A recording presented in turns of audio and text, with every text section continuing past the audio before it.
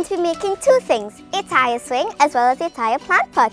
Tires are one of the hardest things to dispose of properly. They often cover lots of space in our landfills, so finding creative ways to make use of old tires is the best way to solve this problem. For this project, you will need 1 or 2 old tires, a heavy-duty rope, some paint, and a sharp object to poke holes in your tire. We recommend you get adult help for this project. For the tire swing, there are many variations that we can make, but today we are going to be making a rather simple one. First, we are going to begin by cleaning the tire, washing it down with a hose and some soap. Once it's clean, tie one end of the rope to the tire. Make sure you are tying the rope very tightly and properly, as you don't want to fall off while you are swinging.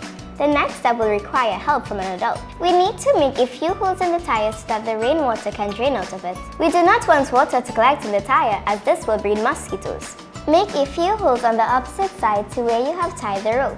Once this is done, we are going to paint and decorate it.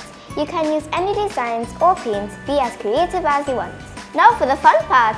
Find a tree and tie the other end of the rope onto the tree, making sure it is properly secured to a strong branch. Now your tire swing is ready to use. Whenever you need a break from homework, come outside into nature and have some fun on your new swing. For the plant pot, repeat the steps above to get a clean and painted tire. Place the tire on the grass and fill it with soil. Next, take a few flowering plants and plant them into your new pot. And it's as simple as that. Could you think of any other ideas how we can reuse old tires? If you can, we'd love to know what your new creation is, so please share it with us. Bye!